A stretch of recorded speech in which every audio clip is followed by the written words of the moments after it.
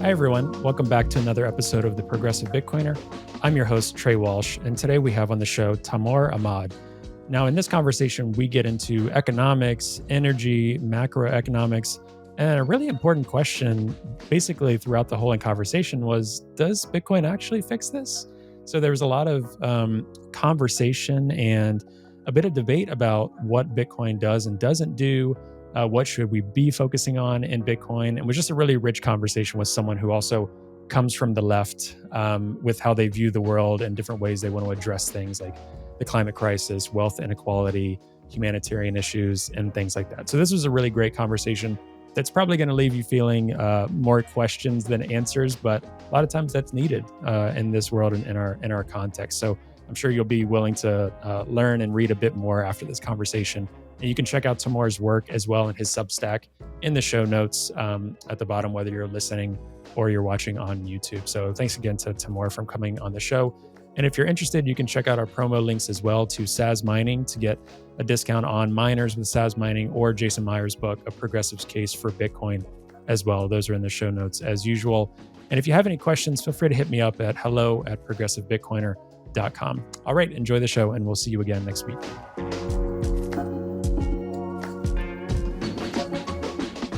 Hey, Tamur. Welcome to the Progressive Bitcoiner. How are you? I'm good. Actually, thanks for having me. Yeah, absolutely. So I'm excited to get into this conversation. I think, as I was just saying, I think there's a number of different things we can jump into here in terms of your background, in terms of different conversations around Bitcoin, macro, global affairs, things like this. So really excited for this conversation, and I think this will be a good episode. But before we jump in too much, you want to give folks a little bit of your background for those who might not know you. Yeah, sure. I'm originally from Pakistan, been in the US for the past few years. I just finished a graduate degree at Stanford, where I was focusing on international policy, specifically on energy systems, electricity markets, climate change, stuff like that. Before that, I have a background in economics. That's what my bachelor's was in. And I think over the years, I've just sort of explored the spaces between heterodox economics, climate change, ecological economics, that sort of space. And that sort of led me to be interested in various types of topics, whether it's around money or energy, climate, Bitcoin, stuff like that. And yeah, I think so my work has been trying to make sense of how these things can potentially come together and what the overlaps would be. Yeah, awesome. So congrats on that. So I didn't realize you had graduated. That's awesome. Congrats on Thank you. that. Thank you.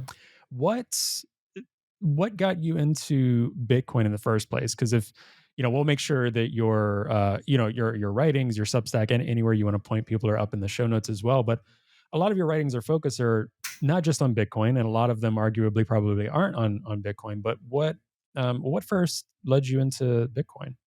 Yeah, I think my story is similar to most people where, you first heard about it 7 or 8 years ago when it was like $1,000 or something, and it was like, oh, this makes no sense, this is a scam. Mm, Sure, bought it at that point. But then I think in 2020, just during the lockdowns, had some spare time on my hands. And I was also just interested in learning more about finance and equities and, from an investment point of view more than anything. I think that's where Bitcoin first came into my purview. That, oh, this is a very interesting investment opportunity. And being just a risk averse person, I find it quite hard to invest in something if I don't understand what that thing is. So mm, I know when I'm wrong. And so that initially started off the journey about, okay, I want to put my money in this and to understand what this is. And there was just so much content online. I think one of the first things I used was this open course with Gary Gensler at MIT. mhm. He went through the overview of the technology and what it means, and from a governance perspective, stuff like that. I think that's what got me interested. And then at the same time, which almost independently, I was also becoming more interested in money, in finance, and what money is, where it comes from. And so those two paths were intersecting. And then I think a year or two ago, the topic of clean energy, electricity systems, how they work, waste energy, stuff like that was also becoming of increasing interest to me. And then I found that intersection of the Bitcoin and Bitcoin mining and clean energy space. So, as at one point working in a startup in that space as well. I had a summer internship with a renewable energy Bitcoin miner based in the US. So I explored that area a bit as well. And so I just found it quite useful to explore the concept from different vantage points. And some I've sort of taken with me, some I've critiqued in many ways. And Mm. so I'm at that space now where, I like Bitcoin. I'm definitely not anti-Bitcoin, but I do critique some specific use cases of Bitcoin. Mm. Well, I mean, I was going to ask it at some point in the interview, but why don't we jump in? I mean, obviously, you know this, and many of the folks listening, our target audience here are progressives. Ideally, I'd like to see some folks that are curious about Bitcoin. Maybe they've heard about crypto, and then they see progressive and Bitcoin put together, and they're like, "Wait, that doesn't work." Or there's some skepticism already, right? I think right now, a lot of the people that are listening are a lot of the audience still is like progressive Bitcoiners, which are a narrow subset of that. But as we grow and more, I think people might stumble into the conversation, right? Unfortunately, bear markets, bull markets, that's typically how these things go. But um, I would love to jump into some of the skepticism of use cases with you and maybe start our conversation there. So, are there any main topics in terms of that skepticism? When you say that, what do you mean by that? I think primarily what I mean by that is just uh, what we call the Bitcoin standard and the concept that Bitcoin as a form of money should will replace fiat money as a concept, and then we'll have this sort of like finite supply, sound money system. We will be done with the excesses of money creation and stuff like that, and then that's fixing of the monetary system will then somehow lead to uh, better changes in wealth inequality or inflation, overconsumption, stuff like that. And I find skepticism of that in two specific points of the argument. One is money, what that is, and whether Bitcoin should be money per se. And then the second would be, okay, what's the causality between fixing money and fixing other problems? And at times, I think the causality, in my view, is almost inverse, um, because of what money is as like a social contract, a social relation, and stuff like that. Um, and so that is my sort of fundamental skepticism. I think, in summary, would be to say that the challenges that we have as socio-political, economic, and I think trying to technologically sort of solve them or abstract away from the socio-political nature of those challenges doesn't seem to me like the most feasible strategy to reach the ends that we all agree on should be reached. So hence the progressive part, I obviously agree with. Mm.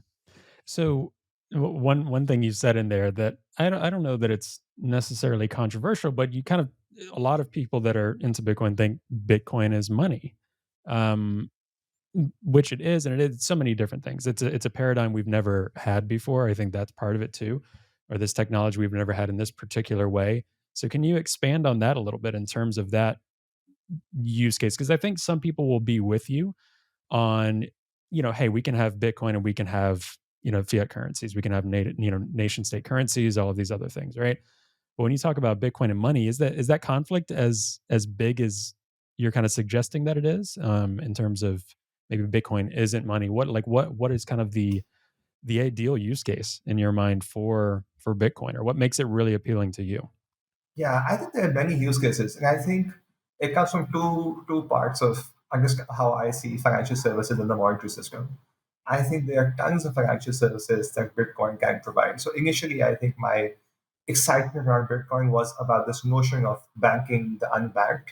So Mhm. people in the global south, people who don't have access to financial services, Bitcoin being an easy ramp up way for them to be engaged in payment systems and stuff like that, right? Or having an asset they can hold, they can use, they can spend, stuff like that. And then obviously once that and as that has gotten more and more established, then financial services, whether it's borrowing and lending or investments into different types of technologies on top of it, like the financial stack built on that here becomes more and more attractive as well. So I genuinely think I'm fully on board with Bitcoin being one of the ways in which we expand access to financial services of people who don't have that in the current system. I think the secondary case is also comes from the fact that money is a hierarchy, right? Money is not never just one thing; it's always a hierarchy in terms of different currencies are more valuable than others. Bonds are in there, central bank reserves are in there, whatever. And I think as a part of that, Bitcoin can also be a useful monetary instrument rather than being money per se. And what I mean by that is, again, as a payment system, as something because of how big the market is and how liquid the market is, it can have instant convertibility with fiat currency, stuff like that.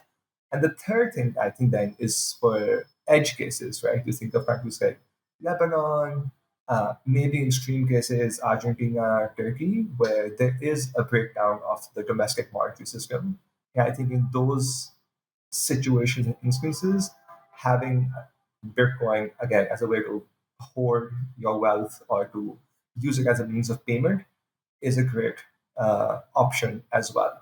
So I think all of those three situations, I definitely see the value of Bitcoin, and I am pro Bitcoin and bullish on Bitcoin going forward. In that perspective, it's only the use case where Bitcoin should replace fiat currency as a whole, where I sort of disagree with that.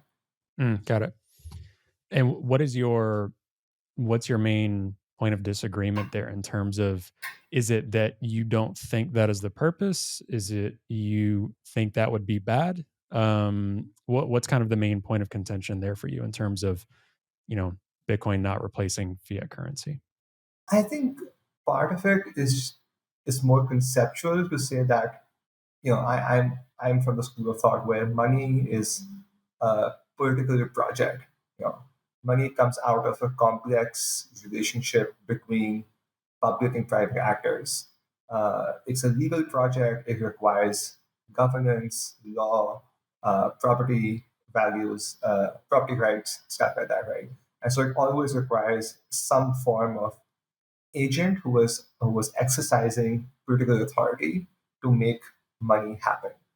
And in that respect, I mean Bitcoin can definitely be money, right? But the way it will have to become money will need to be through the political process or through whatever authority, whether it's the state or in earlier times, religious authorities or whatever. But whoever exercises political authority will need to adopt Bitcoin as money rather than the notion that at least I see in the space where, oh, it's a bottom up process, one by one, we will all choose Bitcoin as money and then will emerge as the order. And so I think there's a conceptual disagreement there where I think that anything can be money, and hence Bitcoin can also be money, but it would have to be money through the state or whatever is the political authority there. And that, in my head, sort of defeats the purpose of having Bitcoin in its current state. Um, it could definitely still be used as useful instruments. So, it could be a situation where, you know, local currencies are pegged to Bitcoin the way, the kind of were in the gold standard and something like that. But recognizing the fact that it comes through that theory of change. I think that's one. And the second one, I think, is more about me personally thinking that it would be bad in its current sort of form as well, because I just think that money needs to be something that's elastic, that can have supply that goes up and down in response to changes. And also just the notion that I just don't think there can be one money for all societies and countries. As in the point, money needs to be something that is localized, domestic, contextualized. And because it's something that comes out of social relations and the governance of that region, whatever the size of the region is, there needs to be somewhat flexibility there. And I will say in that respect, I think Bitcoin can also be a good commodity that is used at the international trade level. So you can have like a basket of currencies that you can use to settle international trade. The way people talk about gold, silver, stuff like that. I definitely think Bitcoin can be a part of that basket as well, but just not in the everyday use of money as a means of payment and exchange and borrowing and lending, stuff like that. Do you do you see a potential use case of any type of like stable coin like project or money or anything like that, backed by Bitcoin, things like this, does that fall within that? I wouldn't call it a worldview, but what you're describing in terms of an effective currency. Do you see a use case there in terms of, stable coins backed by Bitcoin or on Bitcoin or some sort of layer that incorporates Bitcoin into that type of stable instrument? I think it could. And I think the key for me is to not argue more about what the form of money should be, but for me it's more about the process through which that money comes about. And so I think there are use cases where a lower supply of money, or not a lower, but a more finite supply of money, more sound money is useful, and then there are cases where more elastic money is useful.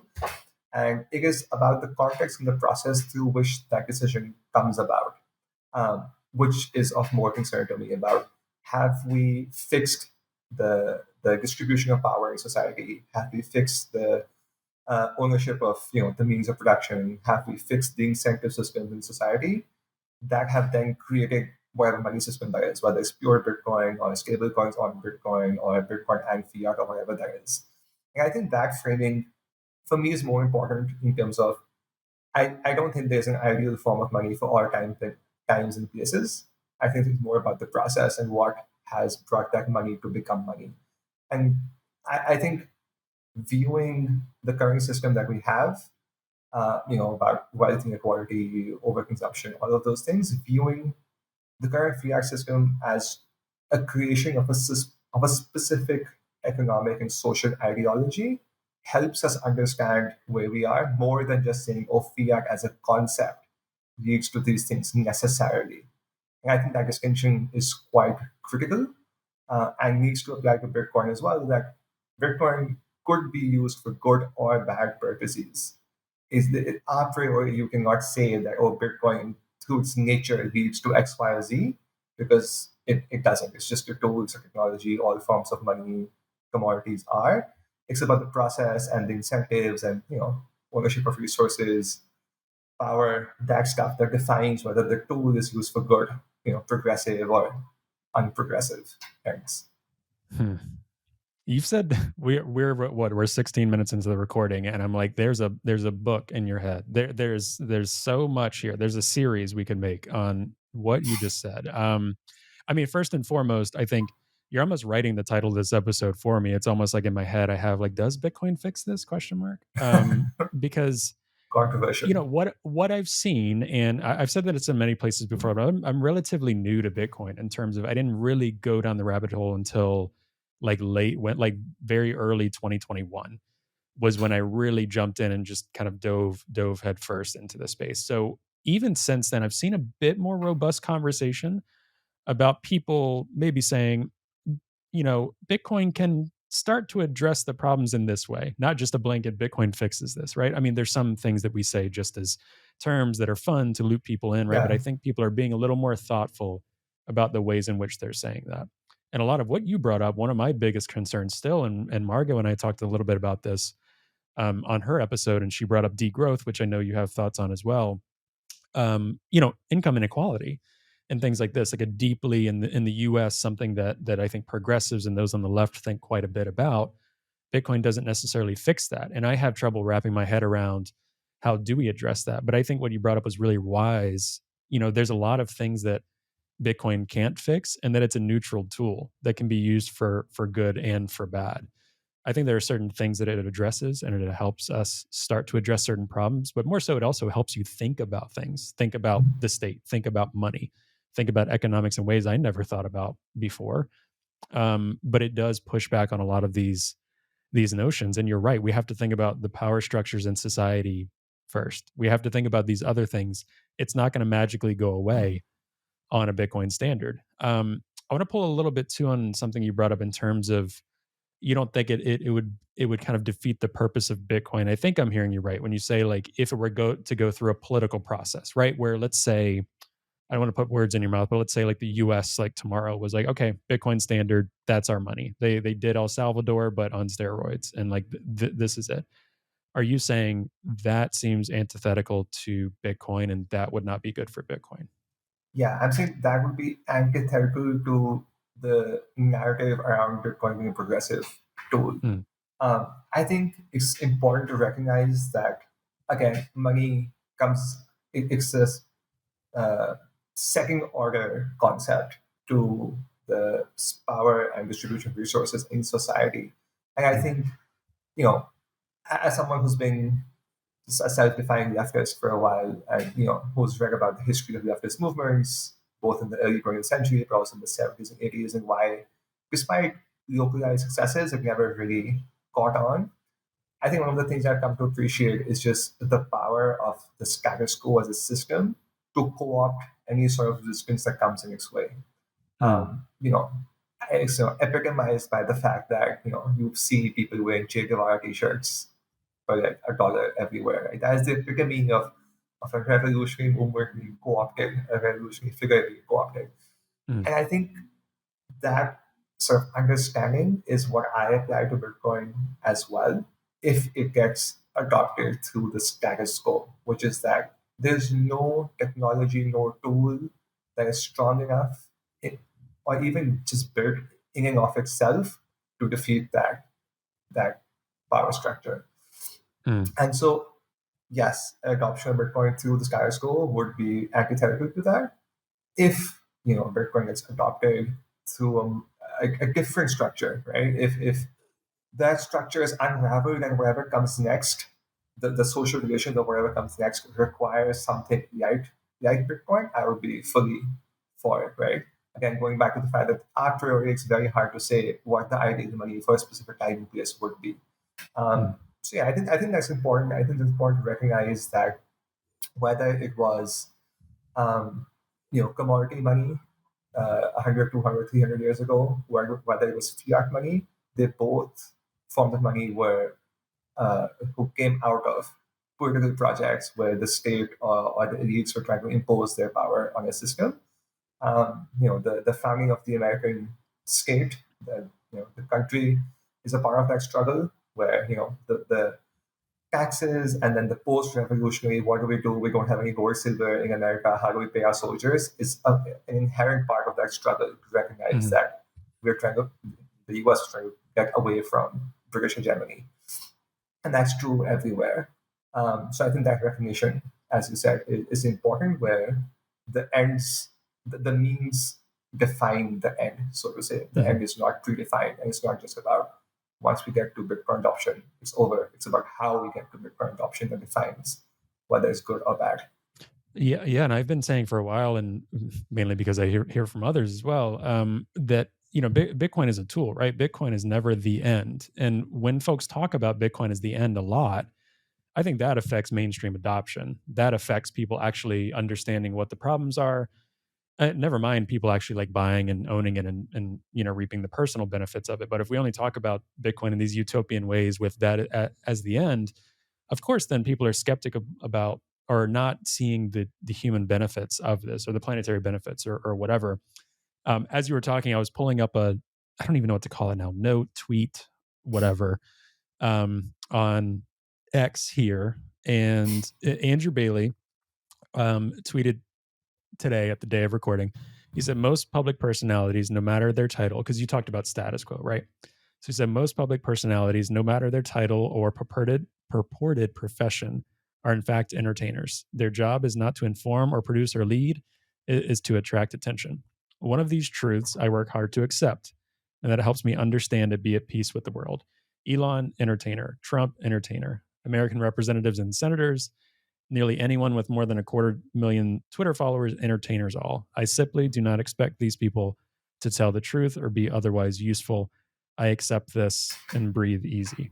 So I know you were talking about systems, but you're also mentioning status quo. And I think, and again, I want to get as well to some of your thoughts on environmentalism, because I genuinely don't know, I think, what you would think. But talking about status quo, right? One of the things, and I think one of the reasons I got so interested in Bitcoin is because I was seeing the status quo year after year. I was seeing the political process in the US, definitely in other nation states, not working time and time again for bettering people's lives, bettering humans' lives.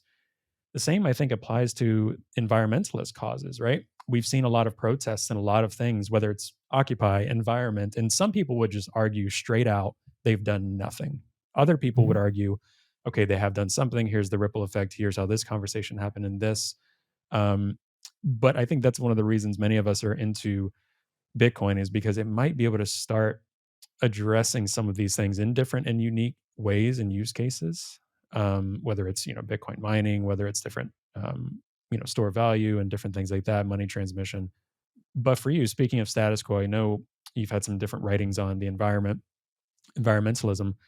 What are your thoughts on environmental protest? And we'll kind of get into some of your thoughts on Bitcoin mining and things like that. In terms of status quo, in terms of effective change there, and do you see Bitcoin intertwining with this? Yeah, I think before that, the quote you just read and the part about entertainers resonates a lot because I think one of the first times where I started questioning my own support of Bitcoin, and I'm just gonna call him out here, but I think when Michael Saylor became like the face Hmm. of Bitcoin adoption, I was like, really? Like, the guy is a multi-millionaire. He hoards, I don't know, what, 1, 2, 3% of supply, some Hmm. egregious number like that.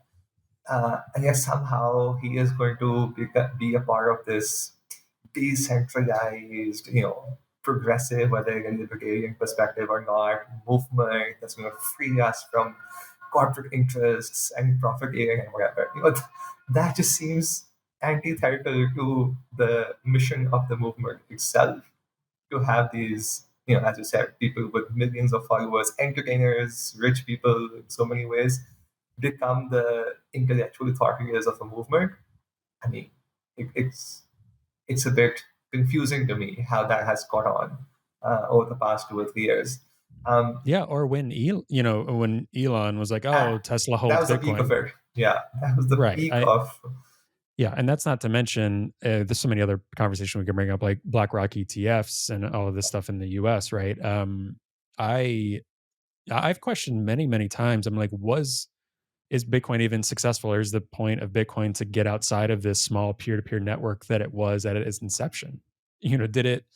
I'm not saying did it get too big, but in terms of like truly peer-to-peer decentralized in this, and then once you get these giant players in, and some people have the argument, which I totally understand, that for Bitcoin to succeed and to really benefit the world, whether it's Satoshi's vision or whether it was, I think Jameson Lopp actually tweeted recently as well, saying like most of the Bitcoin code is not Satoshi's anymore, right? The fact that Bitcoin has had so many evolutions since Satoshi, so that's one of the more brilliant things about it as well is it's not like it is Satoshi's. It's open source. It's constantly been worked on since then. But once we get all of these players involved, are we getting too far away from the purpose already? But some people would say for it to actually work, it needs to be in everything. Governments need to be using it. Wall Street, you, me, it doesn't matter across the planet.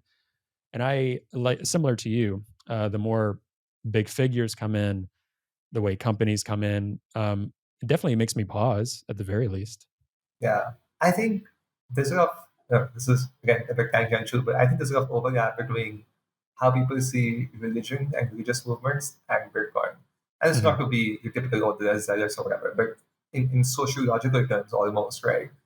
Religion also has, religious people have this contradictory belief that somehow they are pure to what was there thousands of years ago, and also have adapted, and we have this figureheads and whatever at the same time, right? mhm, So yeah, it's this pure vision supposed to fix everything, while somehow it's also adapting to modern day problems and challenges and changes. And you have these figureheads who are rich and famous, and this claim to say all the right things, and people sort of follow them, and it's just contradictory in so many ways.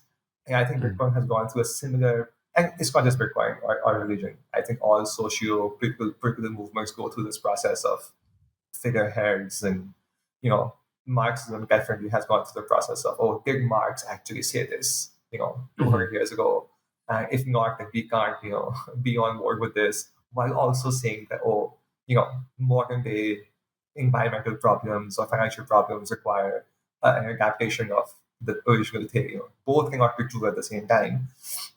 And both need to be true at the same time. You have to find a way that is flexible, adaptive, but also recognizing that there are some pure principles that are more important than adoption, right? That's Mhm. my overview in general, that even if it comes at the cost of adoption of any movement, not just Bitcoin, it is worth pushing back against, ceremonial figureheads and people who are trying to jump on that bandwagon and who don't share your values, or you should be skeptical of.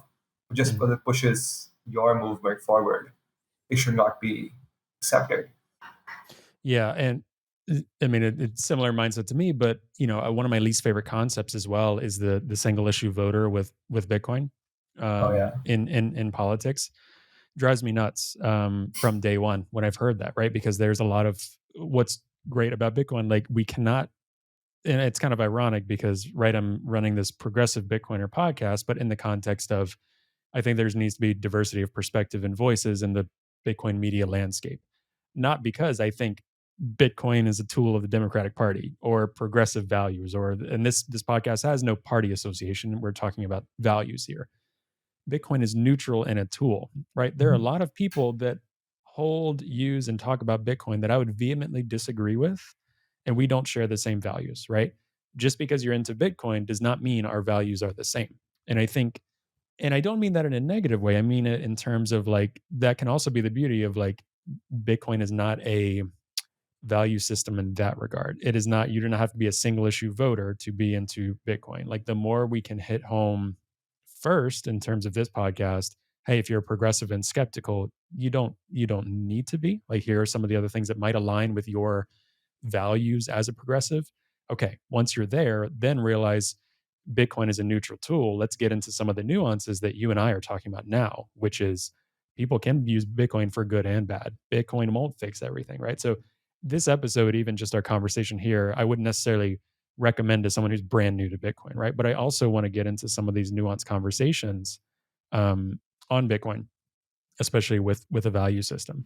Hi everyone, hope you're enjoying the episode. Today's episode is brought to you by Bitbox. Now, Bitbox is a hardware wallet that's open source, incredibly secure and easy to use, and it's what I'm using to safely secure my Bitcoin in cold storage. Now, I know self-custodying Bitcoin can really be intimidating, but Bitbox is designed for ease of use without compromising on security. It's USB-C compatible and allows you to easily back up and restore your private keys with a micro SD card, which is really cool. Now, you can purchase the Bitbox using the promo code TPB at the link found in the show notes for 5% off your purchase. And I really want to thank Bitbox for their support of the podcast, and I'm really excited about this new partnership. All right, I'll let you get back to the episode now. Yeah, and that's right. And I think people sort of, I've heard other people say what you just said as well, but then not extend it going forward by saying, the same applies to money as a concept, for example, Hmm. where, you can have different values, different contexts, but then recognizing the fact that it's very hard to say from the onset what the ideal form of money is for all kinds of spaces, right? And just, I think, acknowledging that. And again, that's true for money, that's true for political systems, that's true for economic systems. It's very hard to just be like, oh, this is what humanity in this weird aggregate that we are should look like, right? Mm. And I would be the first one to say that leftist movements and Marxist movements have gone through the same struggle, which is to say, how can we apply this developed Western theory to underdeveloped non-Western countries? And there's been different versions of that, but just like those movements, Bitcoin also has to go through that process of understanding that money Mm. is a socio-political project, and because the socio-political dynamics and relations and history and context of each time and space is different, henceforth money has to be different, and that with Bitcoin, without Bitcoin, with Bitcoin in various forms of Bitcoin adoption, and so on and so forth. Mm. I can imagine that you might get frustrated listening to a lot of Bitcoin podcasts because a lot of the things you're talking about are very nuanced. Like even this, I'm really enjoying this conversation, but for folks listening, you might tell, at least for me, I'm bouncing around a lot. It's because everything you're saying is, you're unpacking like semesters worth of courses, that really taking time to get into the nuts and bolts of economic systems, money, this and that. There's not a great, like, 30-minute soundbite on Bitcoin in the conversation we're having. But I really like that. I think that's being real and honest about what Bitcoin is and isn't, what money is and isn't. And you saying, is there an ideal form of money for the world and for humanity at so many different times and contexts that is universal, right? I mean, another age old question of how long would Bitcoin last, right? We understand how long in terms of the actual mining and rewards and how many Bitcoin will be in circulation. There's so many concepts. There's so many different things. What else will come up at different times in different places, and what will this look like? What will this look like interplanetary? All of these other things that I have no idea. Like I'm staring into a void with so many different things here with Bitcoin. And Yeah. even just in this conversation as well. And I want to go back to, before I forget, one of the points you made, saying, you know, being kind of in this leftist camp or these views. Where did those views originate for you? So I know you said you've been in the U.S. for a couple of years, right, or through grad school, and you're originally from Pakistan. Where did these views originate for you? Well, it's the first time I've been asked that question. It's a funny story. I was in high school. I was preparing for my sociology exams, and at the back end of that book, that was out of course, it was just there. There's a chapter on Marx, and I read that chapter, and Pakistan has had a host of economic political problems throughout my whole childhood there, my upbringing there, and so on. Just at that age, it just resonated with me that, oh, this makes so Mm, much sense as a framework to understand what my city and country seem to be going through. mm. Um, And can you and give a then, context for like the environment? Did you grow up more like in like a neighborhood context, like a very urban context, more rural, uh, like in Pakistan? yeah, very urban context, definitely from the privileged class of Pakistan, Mm, urban youth for sure.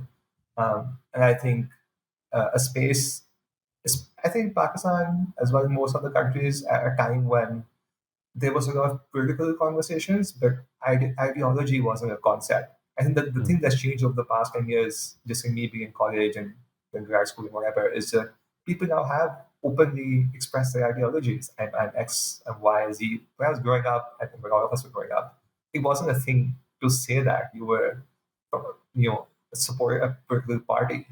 But this concept of being Austrian or Marxist or libertarian just wasn't in conversation. So I found that exploration into this ideology to be fascinating. To be like, oh, this is a different framework to which you can analyze things that are going on. Um, and then I think just read books on, uh, you know, Castro and Che and some of the other, mm, and I found those were quite inspirational. But then also they were just historically a very strong overlap between anti-colonial movements, which for me was a very important topic, and mhm, still is, and leftism. And I think that mm, overlap just fit pieces of the puzzle together in my head. Um, and I think over the course of my intellectual development, the more and more topics I've explored, environmentalism being one of them, I've somehow found ways to fit those pieces of the puzzle together in a way that is always led to an aha moment for mm, me. Um, and we might talk about this later, but the most recent one that actually just happened like last summer was, before last summer, I always used to say, okay, I have eco-socialist beliefs. Degrowth, but degrowth makes just scientific sense, arithmetic sense to me. And I have no idea how those two come together because they are in theory quite different. But just last summer, there are a few books that came out on eco-socialism and degrowth and the overlap between them, and there was an aha moment there as well. mm, Um, and I think that sort of way of just understanding again that it's very hard to read Marx and find everything you're looking for. You just have to take pieces and fit them to your context and find what works. And that's how movements and ideologies keep going. mm, And there's no point being puritan about anything because there's nothing. Everything that we mm, create as humans is impure and has to change over time. So um, yeah, I think coming to terms with that has helped me maintain an ideological belief system while also being able to adapt to new topics and changes in the status quo that we face. mm. Yeah, that's interesting, and that makes a lot of sense. And I mean, I had a similar journey, literally sociology classes in high school, and then I was a sociology undergrad. And for me, that was a lot of the Marxist undertone in my education as well. And I think, but again, people will be like, "Oh, Marx oversimplified this and that." Every economist, every thought leader, every movement, in a way, can oversimplify, or people will argue, "Oh, it's an oversimplification," or "This is too much of their focus." That's their focus. It's really hard to be a really good interdisciplinary thinker. There's only a small handful every generation. Mhm. Um, there's only so few charismatic leaders in the world that change the shape of human history. So it's a really hard thing to not have a focus and a specialty. But what I'm hearing you say is just in everything be adaptive, and that includes Bitcoin, which th- has a really zealot, ardent following and group of people that are supporting it very conservatively. In terms of our protocol approach, it's very good to be conservative in that regard, but conservative culturally, ideologically, politically, and I don't mean right wing, I mean just in terms of not having that be adaptive to the world's problems, is very problematic. And I think a lot of the things you're talking about can be very appealing to people that are skeptical of Bitcoin, in a new way. So, I mean, with that, have you had conversations with folks about, and I can imagine you interweaving it in terms of these conversations. Have you had conversations with folks, whether it's Stanford, whether anywhere else, about Bitcoin and these complexities in this way, and what is some of their thoughts and feedback? I wouldn't say your reviews are unorthodox. I'm not saying I've heard anything here that I'm like, wow, that's really out there. But still, are there, what are some points that people have thought from what you said?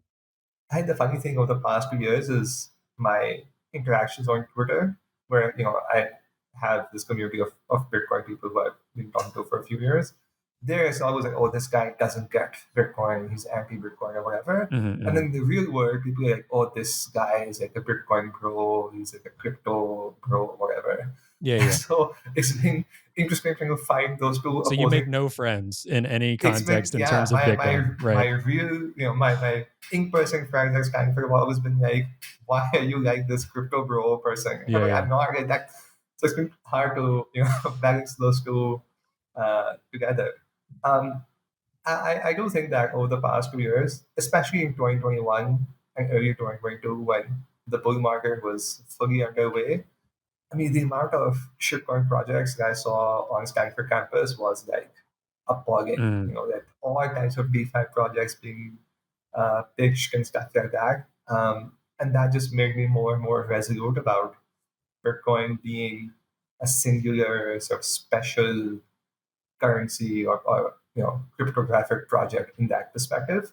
Um, and I think so my conversations there were more about, okay, Bitcoin is different in XYZ way and stuff like that. And I think, as you said, adoption and conversations are a function of price. And because price has been low and stagnant for the past year, it's been hard to have conversations with people.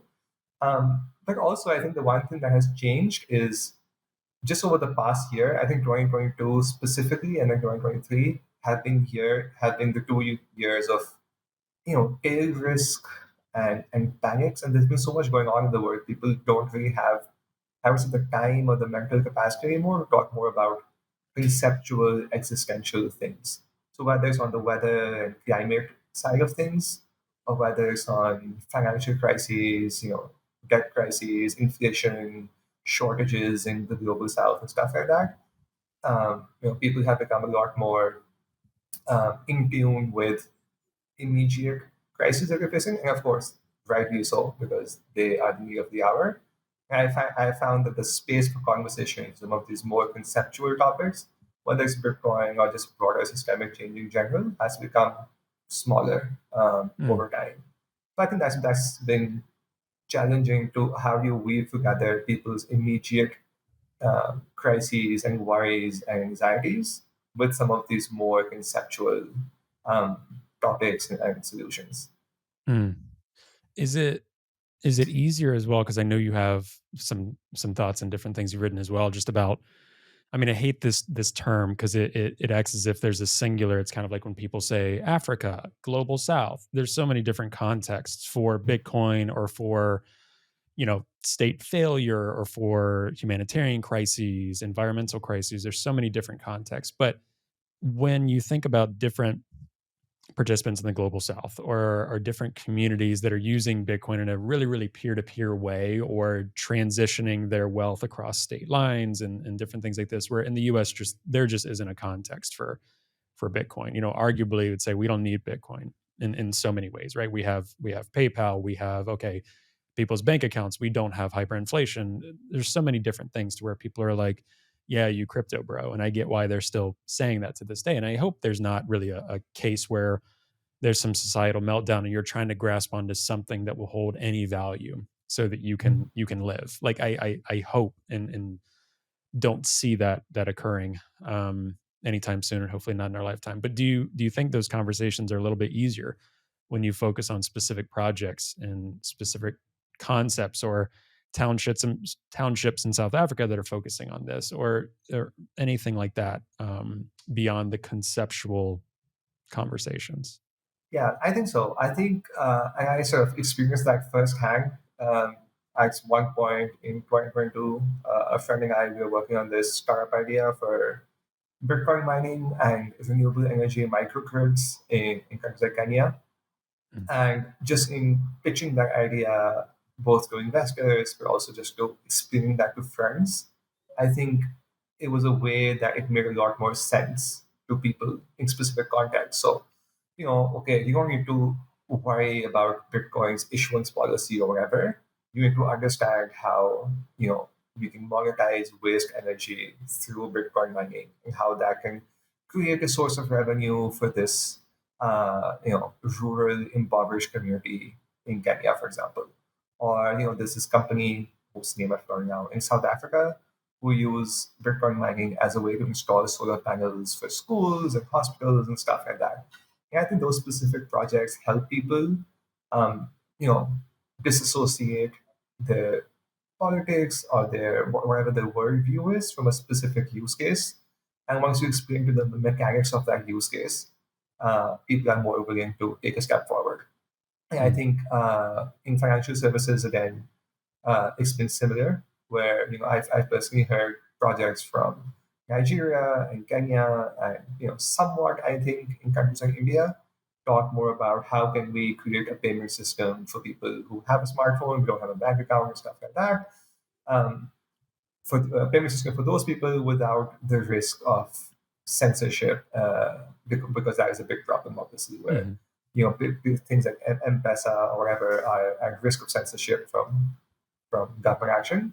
And so, how can we do that? How can we make it super easy for people? They don't again need to be concerned that much about the security of the network or the issuance policy or whatever. You just need to know that here's this thing somewhat appreciates over value over time in your local currency, with volatility or whatever. You can easily send this back and forth to your friends, both in country and outside country. And I think at that level, it's. I personally have just seen more people make a compelling case for Mhm. Bitcoin adoption. I think that's also why I always say at the start of the conversation, as I did with this one, is that those are good use cases. I think Mm. they're contextualized, they're localized, the mechanics of those use cases makes a lot of sense. Um, and so I think there's a lot of good things to be bullish on uh, over there. Mm. Do you might not have a strong opinion on this, but do you think there's any use cases or anything that's being pursued, whether it's in the US, you don't have to, I'm not saying specific people or specific companies, but where it seems like there's a lot of thought and intention being put into Bitcoin on certain issues or certain use cases where you think it's more of a waste of time, or maybe our energy should be focused in other places concerning Bitcoin? I will say that yes, I think in terms of again people spending the energy in intellectual capital where or how does Bitcoin replace fiat and what does that look like? To me, I think that there's so many other compelling use cases where the proof of concept is already there. Some of them Mm. have already scaled up. that require their effort. I know this is not to say, okay, there should not be diversity of thought, people should not be pitching different innovative ideas out there. But I think, I've been a part of this community in so many ways in terms of Twitter interactions or listening to all these podcasts and stuff like that. And my sense is that the focus is still on how do we replace the whole monetary system with Bitcoin and what does that do? I think that is still the central narrative that brings people to the space and holds them together versus some of these smaller side projects that people might think of, but they are driving real impact, have proof of concept. Um, and one potential counter argument someone might make here is that okay, we are talking about systemic change, and that's like a one size fits all type of situation. You know, the scale is so much bigger. Once we get to that level, things will be fixed. But I think as we were talking about in the first part of this conversation, there are just so many nuances there that Mhm. get steamrolled in those conversations and never really get talked about, then I think the value add becomes marginally lesser versus the value add of this adoption. Censorship resistance, payment services, banking the unbanked type of stuff. Mm. So are your use cases still focused basically on monetary systems and value? I mean, there's all the other, layer twos, layer threes. There's all of the other use cases as, oh, it's a ledger and there's certain block space and we're renting block space, right? You're trying to get into that block space and anything can be put in there. Things can be wrapped, different content besides just money. Do you think there's any, I don't say value, but do you see that, or are you singularly focused when you're thinking about Bitcoin as monetary transmission, store of value, interacting with global finance, maybe like you said, nation state payments and things like that. Do you see anything outside of that monetary system? I think at some point I was quite interested in okay, what are some of the things that can be built on top of Bitcoin as a stack. Um, but I think at some point, over the last few years, I just gave up on trying to develop strong perspectives on those. And I sort of double down on the dual focus areas of money and energy and the environment, and just sort of really sort of getting to the nuances there because everyone's talking about them, everyone seems to have an opinion about them. So that's just been my focus area for the past Mm, few years. yeah, I think I share that view as well, and I do want to jump into the environment stuff as well. And one thing that's top of my mind personally is being kind of historically from the left, focusing on this, the environment, climate change. This focus is a huge focus for me in terms of values, right? And one of the things that took me a while to figure out and understand how Bitcoin can kind of address some of these things, right? Bitcoin doesn't fix our climate and global warming and things like this, right? But also getting into Bitcoin, and maybe it's because I'm frustrated with the political process, but I've been more and more frustrated with environmental activists, obviously Greenpeace and things like that, and that's kind of a separate Yeah. conversation. I think that's the influence. That's kind of back to the tweet of what Andrew was talking about, in my opinion. But I mean, there are quite a few global environmental activists who are really out there trying to bring awareness to this. They're doing talks in large theaters in London, in Paris, in New York, all over the place, right? And I'm really, really still at the point of questioning and wondering if that has or is doing anything, period. And if we need more, hate to say it from this leftist camp in a lot of ways, but like market-based solutions, companies doing product fits that actually start to address um, our climate crisis and the environment and things like that. Where do you fall in terms of thinking about activists and thinking about maybe some of the things that you've learned from Bitcoin in terms of the environment? Yeah, I think on the environment, the numerous ways to come at this. I think the first way I would come at this is to say, scientists specifically and activists as well have been talking about this topic since 70s and 80s for sure. With the first Limits of Growth publication, there's evidence now about Shell, Exxon scientists having knowledge about the effects of global warming in the 80s. Yeah, I think Mhm. even before that, you can find people talking about the consequences of air pollution or land use change and what implications that has on biodiversity, soil health, and so on. Yeah, In at the the early turn of 20, the century. Yeah. yeah, and I think there's a new book on eco-socialism by Kohei Saito, who has found writings of Marx as well about towards the end of his life, he was concerned with soil health through extractive farming and agriculture. And so, I mean, as a concept, we've known about this for a while. I think the reason I'm as frustrated as you are with the lack of movement and progress on this issue, I think one of the reasons is connects to that lack of ideology that we've had over the past 50 years, where it's been this sort of side issue or this isolated issue. And because we haven't had, as a society, ideological frameworks to connect different issues to a singular system, people have failed to develop solidarity across movements. So, for example, there's obviously, in my view, it's obvious there's overlap between damage to the environment with profiting, with overconsumption, with the destruction of labor unions and wages, with extraction in the global south, stuff like that. They are all part of a singular system. And I think because we haven't had the language to express that as part of a singular system, as part of one ideology, it's been hard to find overlaps between these camps. And I think even today, you find this, people view this as a dichotomy, as a trade-off that we can either fix the climate or we can work on development and well-being and inequality. We can't do both, which to me is completely a false dichotomy and should not be put off uh, in as these two ways. And I think people who are definitely climate denying right-wing people, like Alex Epstein, play on this dichotomy by saying, "Oh, you want to stop using fossil fuels? What will happen to the poor in the global south who need air conditioning, for example?" And that is a false dichotomy completely from the outset. So I think that's one angle in which the movement part hasn't done well to take the science and connect it to people's lives, people's real issues, incomes, well-being, Mhm. rights, and so on. I think the second part, and here I think I might disagree with you, because if I heard you say correctly, you were talking about market solutions.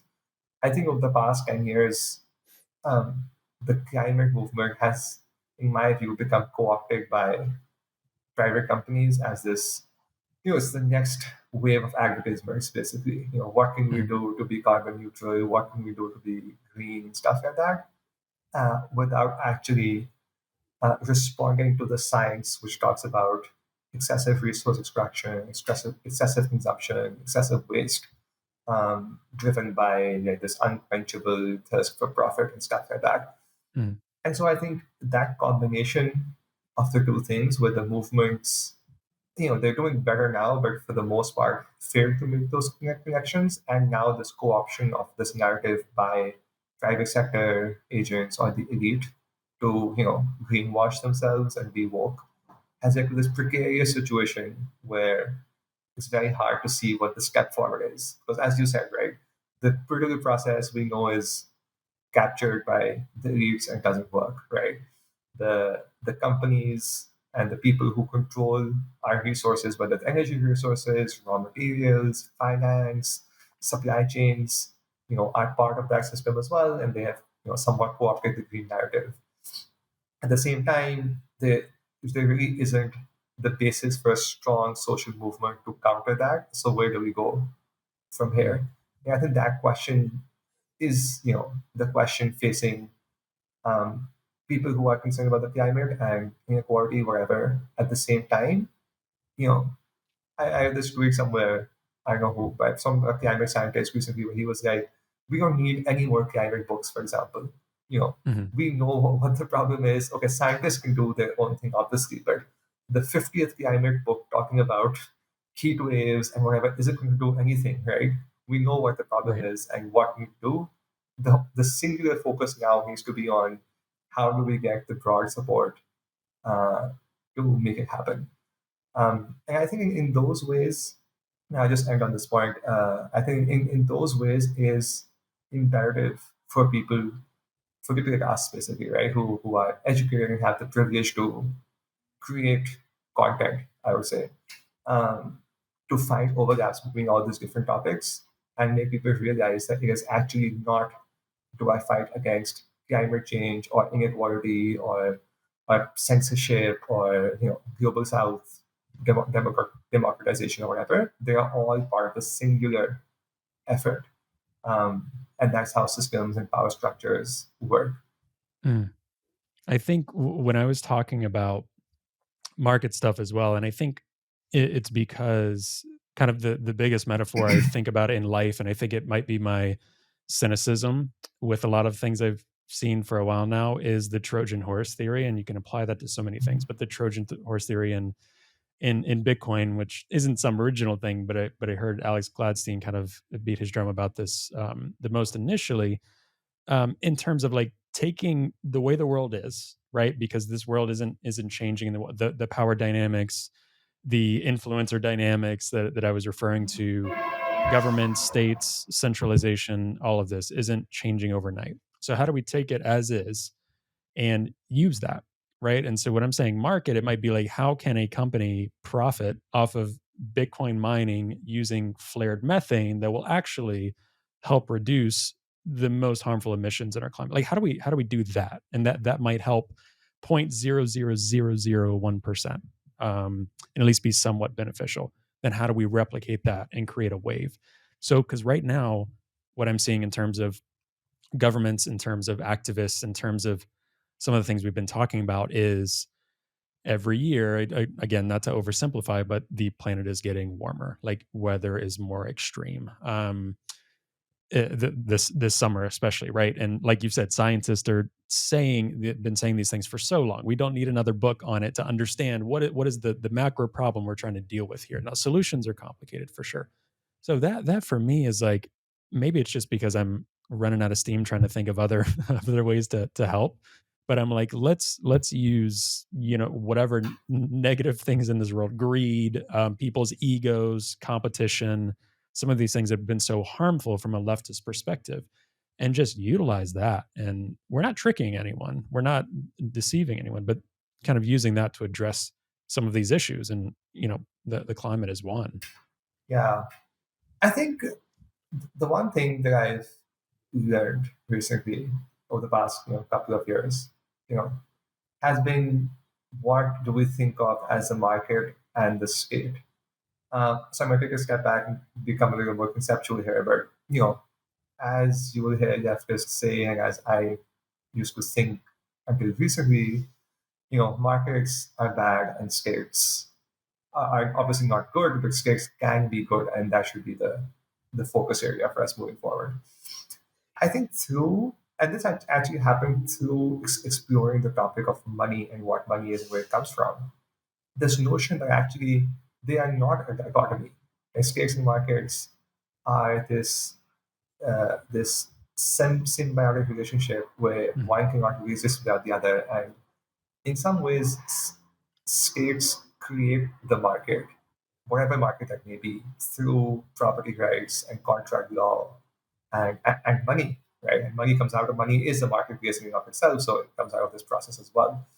And I think why that is important to mention in the environmental context is, again, we have this notion of, you know, either the state, some people say, okay, the state needs to like nationalize everything, control production and consumption, and that's the way out of it.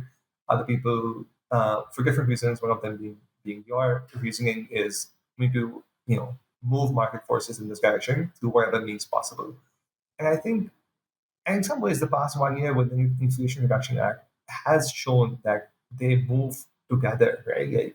Like the huge bill passed, the huge government incentives and investment coming to clean energy has activated markets to move in that direction as well, right? So it's states who, through either their regulations and policies or through their investment and running deficits and where they put those deficits and so on, create specific markets.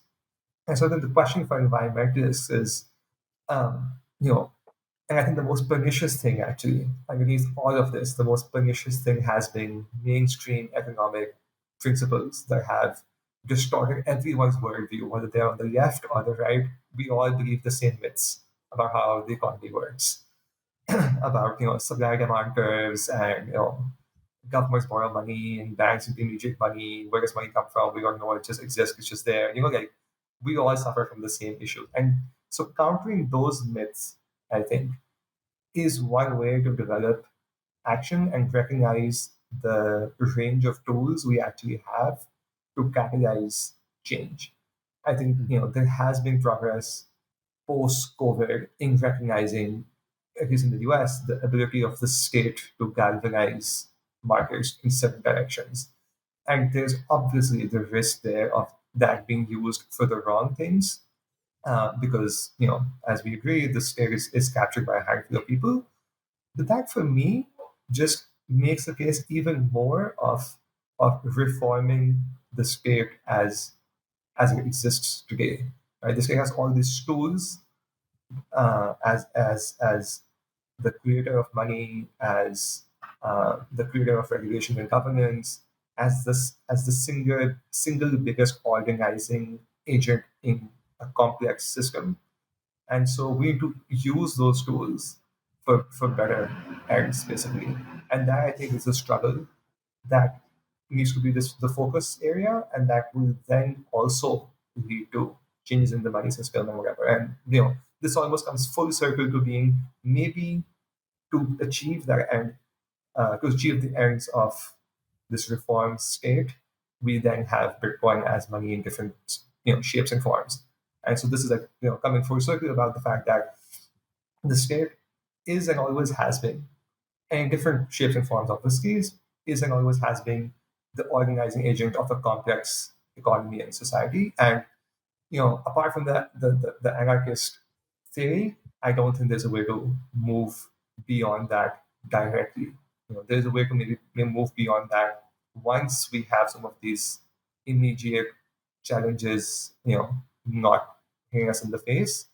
But I've come to accept the fact that these challenges we face are so big, and so pressing, and the system is so complex that it's hard to see how individual decentralized actions can create change at the scale and the speed that we need them to, and that we do need a better version of the state to use its organizing capabilities and power to make that happen. Mm. Well, my next question is going to be, how do we reform the state? What does that look like? If you had a pitch for even what steps to take to do this, because I don't think people oversimplify in Bitcoin, because I mean, some people do it for influence, audience capture, all of these things. And to be honest with you, I think it's blatantly clear who's doing that. And there are a large number of people doing that. And this crypto politics anywhere, it doesn't matter. It's the same phenomenon. But I think a lot of people might oversimplify because they're so desperate to find solutions to these problems. And if you can wrap it in a nice, neat box, or say this fixes this, or if we do this in 5 years, that's nice. If not, you can stay awake at night thinking, and it seems deeply philosophical. And for me, studying sociology early on left me very comfortable in this gray space with way more questions than answers forever, probably. But how do we start? Because you said reform the state. A lot of people would say we need to abolish it. We need to work in more of an anarchist movement, even from the left, especially from the left, right? Kind of thinking in that context. How do we begin to, what would reforming the state look like when you say that? Yeah, I think you're very right about the fact that some people, and I put myself in that camp, are very comfortable with having more questions than answers. I thrive on that sort of like gray space because you know I think I personally sort of use that gray space to then be like, oh, I'm not sure of what to do, so I'm just going to think about this, and that's obviously not going to change the world, right? The world will be changed through action, not through thought. So I think the need for heuristics to make it simple for people is the task at hand.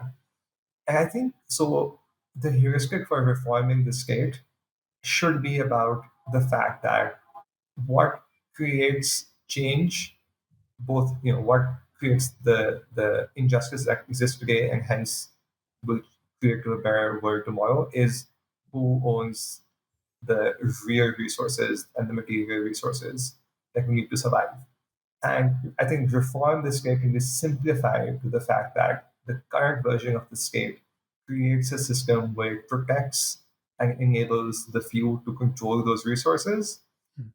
And we need to push back against uh, against this notion of the state as some neutral body that is whose hands are tied. Like they have to borrow from banks. So what can they do? They don't have money. They have to be benevolent to political donors and stuff like that because they don't have money for finance and stuff. I think recognizing and debunking some of the myths I was talking about a few minutes ago, recognizing the powers that the state has creates more of a direct link between the people and the state. To be like, we don't believe that you need to use all the excuses about, oh, we have to borrow money and do all this stuff from banks before making things happen. There's a direct theory of change here from people to the state. And I think reforming the state means putting pressure on governments at all levels, from local governments right up to the executive, about we don't buy any of these excuses anymore. They are myths. There's enough evidence, both empirically but also conceptually, that disproves these myths, and so we want direct action. I know direct action is this word that's used by civil society about doing things, but I think direct pushing the state to do direct action the way they have done somewhat through the Inflation Reduction Act, although it's been countered by what I think the largest number of oil and gas drilling permits for any administration or something like that. But recognizing the state has that power to do that, right? In both ways. And so, yeah, to simplify, I think reforming the state means not being constrained by those myths and seeing them as excuses, but putting pressure on the state to do direct action in some of these areas that we need them to do it is maybe the immediate way to do it. And then I think in general, across the world, I think the systems that we have in place, came into being for a specific socioeconomic ideology, and then those through both external pressure, by which I mean pressure from food energy shortages and stuff like that, and then also internal pressure uh, needs to be will naturally change. And I think the question is more about there is change coming. And I sort of believe this strongly is that the window for change is here and it's opening up, and so change is coming. The question for us is can we navigate those agents of change towards more progressive ends, or do we, as it was in the earlier 20th century, will those agents of change be used or co-opted by more fascist sort of tendencies? Um, and I think recognizing that is quite important. That we almost don't need to bring about change. Change is already at our door. The question is which door, or which side of the door it goes through. And last question on that thought: what do you think motivates people to address this change? Because again, and it's so hard to tie it to one context, but we'll say in the U.S. context, right? There's not a ton of motivation at this point, right? In terms of there is a lot of poverty in this country, there is a lot of hard things, right? But for the most part, most people are not engaged. Most people are not seeing things as problems, or if they're seeing things as problems, they're believing in lies about what causes the problems, right?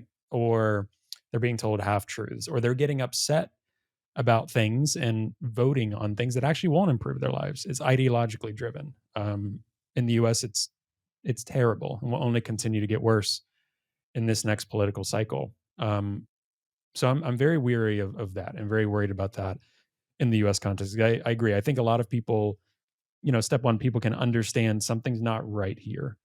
But step two is addressing that in that window for change and which direction, even though it will never be that simple, but where are we headed? So for you, how do people get motivated? How can we motivate people to want to address it in the first place in a healthy way? Yeah, I think people get motivated through community. I think there's this economist myth, which is almost like an enlightenment myth about this individual rational agent that gets motivated through being convinced irrationally about something. I think that myth has done so much damage to not just movements and the lack of movements now, but also to people and their psyche, their mental health.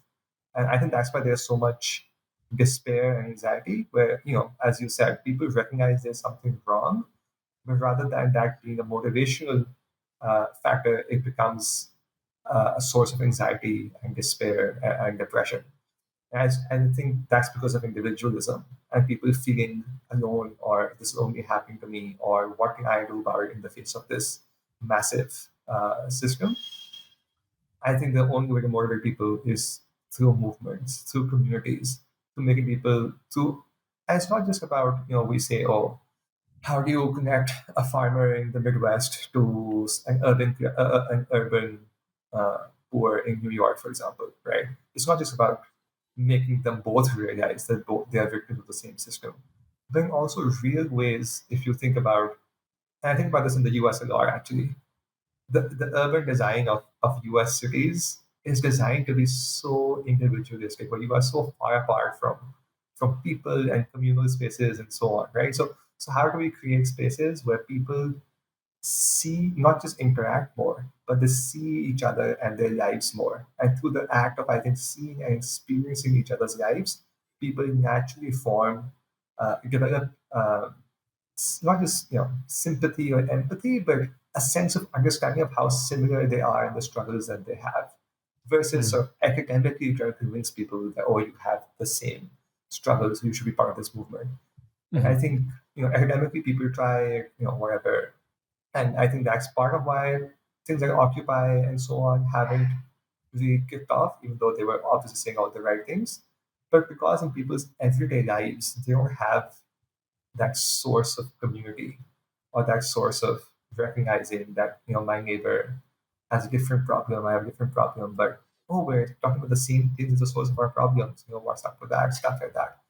I think that is the challenge about how do we create spaces for people to see and hear each other more, and create some sort of sense of hope and community and movement through that. Hmm.